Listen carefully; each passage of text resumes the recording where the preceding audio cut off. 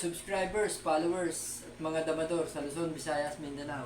Welcome na naman muli mga kadama dito sa programang The Secret Victory in Dama Game. Dito na tayo sa part 10 ng 116 versus 115 favor of second move na nagti-313. Kaya mga kadama, umpisa na natin. 116, 115, 313, ayan, nag-real. 1613, 314, 61, 51, 116, 95. Yan, dito pa rin tayo sa 73. Yan. Makain, 215. Kain tayo ng 214. Dito, ito yung sinasabi kong part 10. Tayo dito na 14, 15. Yan, nagte-10-6 siya. Tayo nag-8-3. Yan. Dito, sa part na to mga kadama, pwede siyang ito, 416. Diyan sa part na yan, pag nag-416, isusubo natin to. At saka sasayangin natin to ng 6-2. Yan. So, dalawa lang ang posibleng puntahan niya, 5-4 at saka 5-1. So, dito, pag 5-1, dito tayo kakain sa 214. Pag 9-5 niya, titira lang tayo ng 10-6. So, atras siya. Ayan. Tsaka tayo ulit titira ng 314. So, ibig sabihin lang, obligado niya tayong subukan. Ayan. Dalawa yun. Tsaka tayo ngayon, magpapakain ng 14-15, bawiin natin yung libalde. Ito na mga kadama. Dito,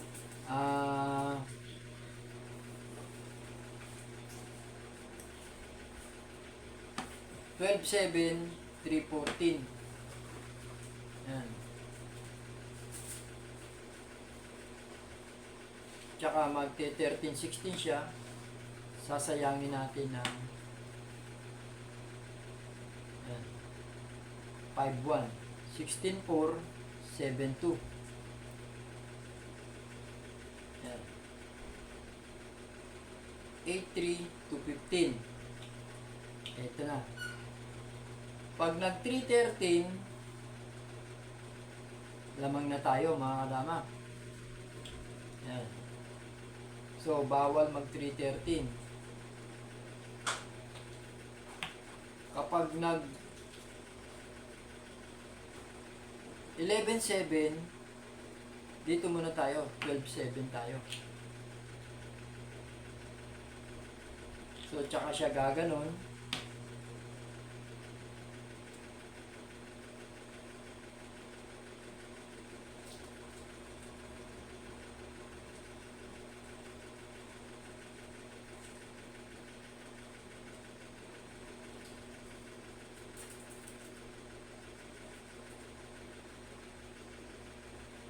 Yan. 6-2 tayo. So, pag dito siya, dito ang sayang. Yan, no? Sumabay man siya dito,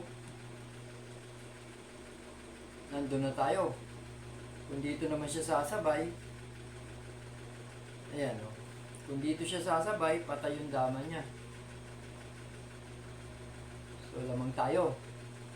Ngayon, kung dito naman siya sasabay, kain tayo dalawa, kain siya isa, libaldi siya, lamang na naman tayo.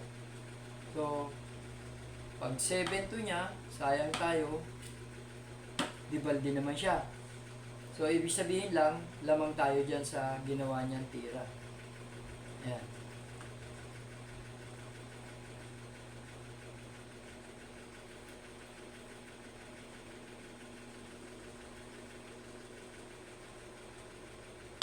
$11-7, 11-12-7 tayo. 2-14, 6-2 tayo. So, natalo siya. Dito naman tayo. 3-13. Yan.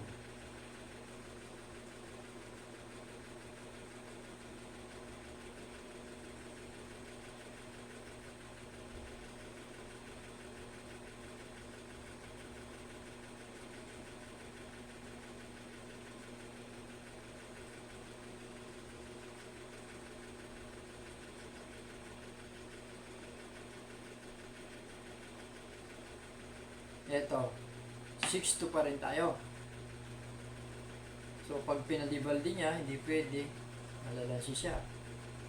Pag 7'3 niya, 15-15 tayo. So, kung gaganon siya, dibaldi siya. So, gaganon lang siya. Tsaka tayo gaganon. Obligado ito itira niya. So, lamang tayo.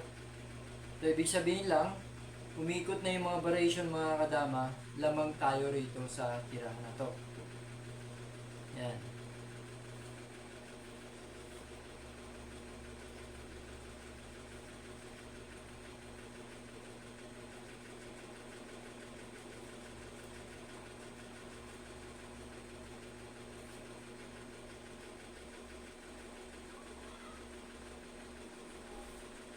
Yan. Pag 12-7 niya, 3-14 tayo. 7-2 pala. Pag 7-2 niya, 3-14 tayo. Ito yung tinira niya, mga kadama. Kung dito natin sasayangin, posibleng gumanon siya. Siya yung magkakaroon ng mas magandang posisyon. So, ibig sabihin lang, ahead na tayo rito. Dito ang sayang. So, nakita naman natin, umikot na yung tirahan. Ibig sabihin, itong 13-16 na to, pwede siya ritong matalo. Yan. Kung hindi nag 13-16, 8-3 naman. Yan.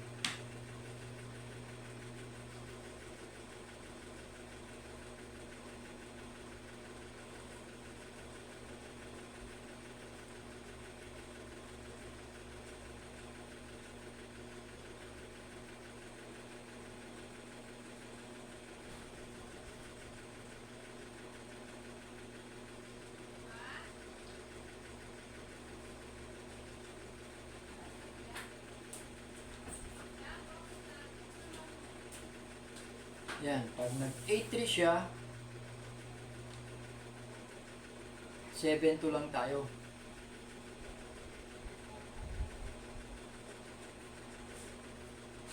So, mauobliga siya mag 3-14.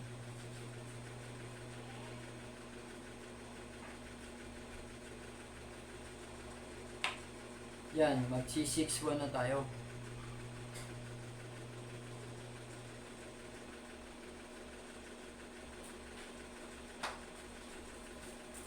Kung sasayang siya rito, 5-4 lang tayo. Yan.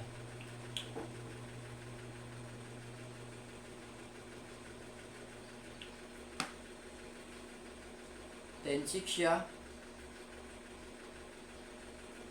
12-7 tayo.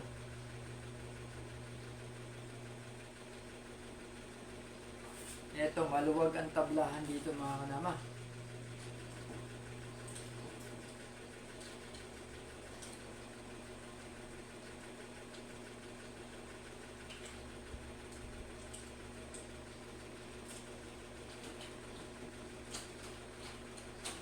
So, kung gaganon siya,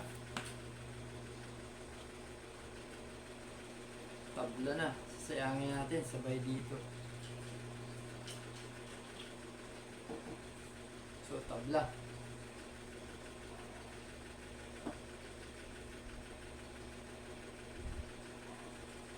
Ayan, tabla dyan.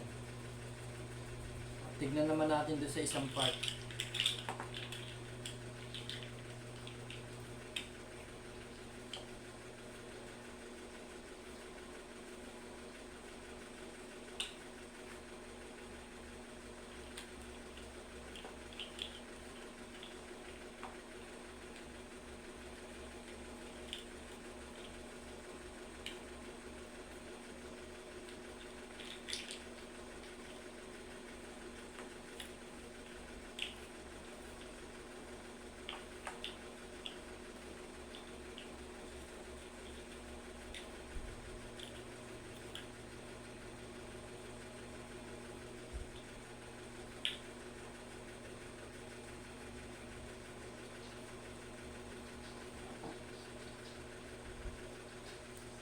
$116, $115, $313, $15.14 yan, kain-kain na. $16.13, $3.14, $6.1, $5.1, $116, 9,573 to 15. Yan, kain-kain. Ito ang tinira. 10,6. 14,15 tayo. Hindi naman ngayon siya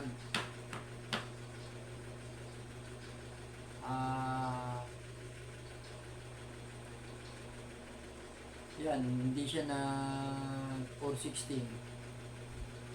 Umatras lang siya. Yan. So, kumain tayo ron. Kumain siya ng balik.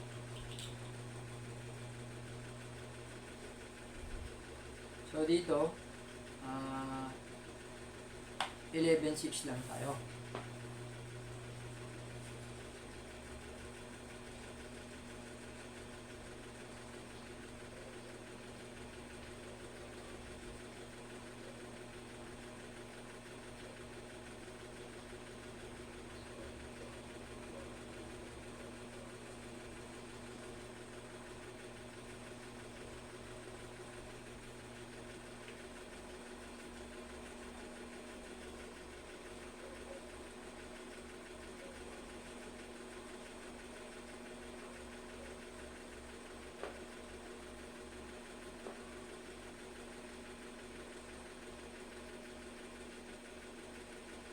Pag 12.7 niya,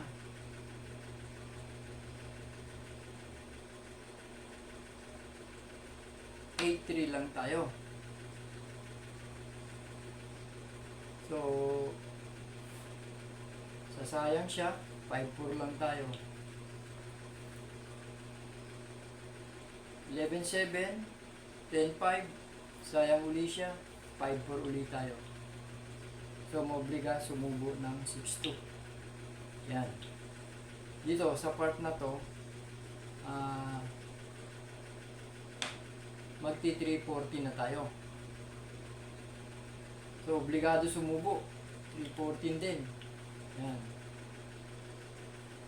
Dito, magsi 6.2 tayo.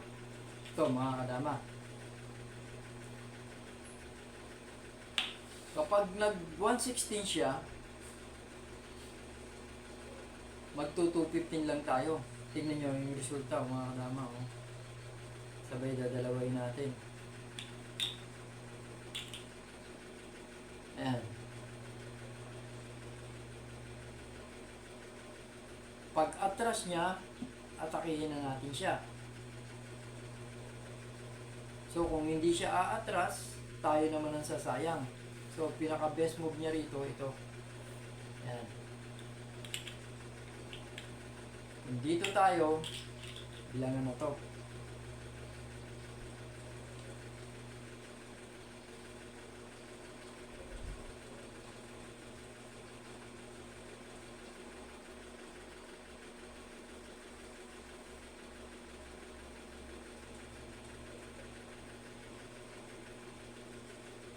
So, ito ang best move natin.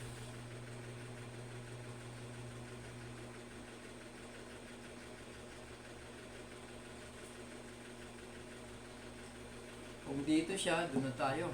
O ngayon, dito siya. Ayan.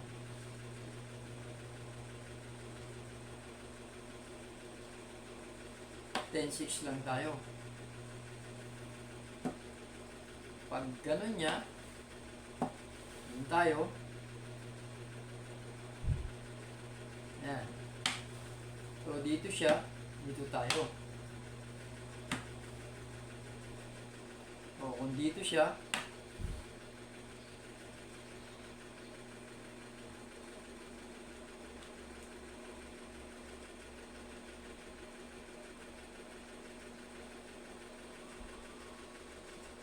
dito tayo. So, ang choices niya rito, magpadibaldi na. Ayan. Tsaka siya gaganon. Tayo naman, dito tayo, dito siya, dito tayo, dito siya, dun tayo, dito siya. So, draw, mga kadama. Muntik mong abutin siya rito. Kaya, ito mga kadama, ito na yung part 10. Nakakakita naman siya ng draw dun sa tirahan na yon, pero at least ah, pinakita naman natin yung pabor para sa kanya at pinakita rin natin yung pabor para sa atin. Kaya lang talagang humantong sa draw. Yun lang mga kadama. Kaya dito sa pagkakataon na to mga kadama, meron tayong dinaan ng panalo at meron tayong dinaan ng tabla. Mahalaga lang, meron tayong guideline para dun sa magandang direksyon ng tira. Kaya mga kadama, dito natatapos na tong part 10 na to. Sana magustuhan nyo yung naging tira natin dito at makadagdag sa kaalaman nyo tungkol sa larong dama. Kaya kita-kita tayo uli mga kadama sa susunod na pagkakataon. See you soon!